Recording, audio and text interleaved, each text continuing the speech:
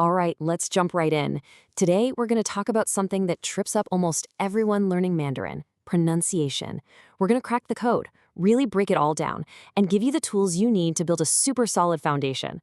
Seriously, this is going to change how you speak and hear the language.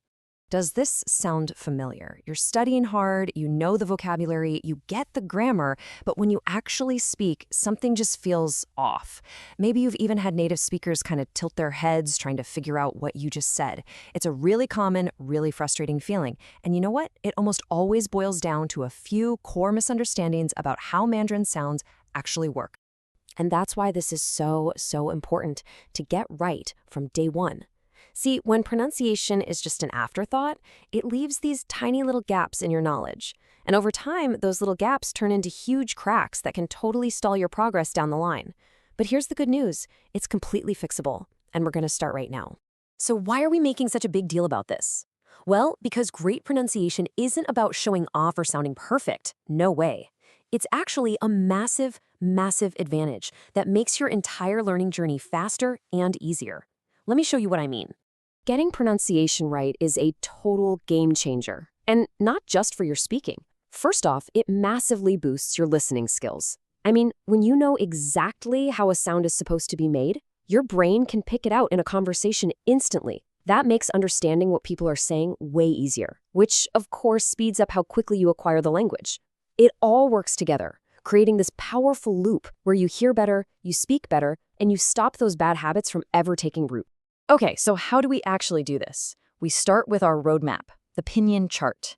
Now, I know this thing can look a little intense at first glance, but honestly, you can think of it as a blueprint that contains every single sound in the entire language. And our job is to just break it down into a few simple, easy-to-manage pieces. And here's this secret.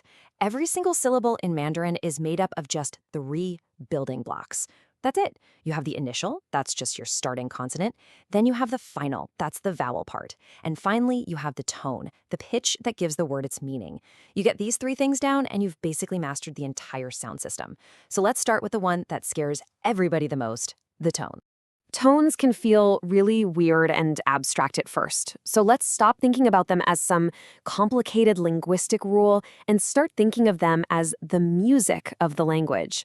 Instead of trying to memorize charts, we're going to use some simple, memorable analogies that you can use every single time. First up is tone 1. We call this the singing tone. It's high, it's flat, and it's steady.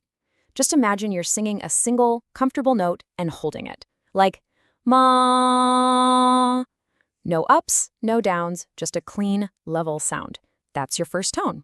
Next is what we call the unsure tone. And I promise you already know how to make this sound. It's the exact same inflection you use in English when you ask a question or you're confused. Like, huh? That rising sound? That is the second tone. Ma? Easy, right? Okay, now for the third tone. This is where pretty much every textbook gets it wrong. They tell you it's a dipping and rising sound, like a check mark. Forget that. In natural, everyday speech, it just goes down and stays down. It's low and a little bit creaky in your throat. That's why we call it the zombie tone. Think of a zombie groaning brains. That low, gravelly sound, ma. That's exactly what you're aiming for. And finally, we've got the assertive tone. This one is just a sharp, quick drop from a high pitch to a low one. Think about how you'd give a command to a dog that's chewing your shoe. No, stop. That forceful downward chop, that's the fourth tone. Ma. And that's it. Singing, unsure, zombie, and assertive. Those are your 4 main tones. So we've got the music down. Now let's talk about the actual sounds themselves, especially the so-called problem sounds, the consonants that just don't have an equivalent in English. This is another spot where learners get hung up, but there's actually a very simple secret to unlocking all of them. And this is it. This is the secret. To master all 9 of the hardest sounds in Mandarin, you only need to learn 3 new positions for your tongue. That's all. It's not about making crazy shapes with your mouth. It's just about precise, consistent placement of your tongue. Let's take a perfect example. Say the English word shoe. Pay attention to your tongue.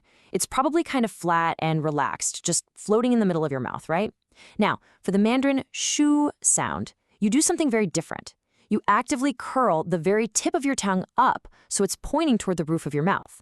That one little change, shu, creates a completely different sound. And those three tongue positions are the keys to the whole kingdom.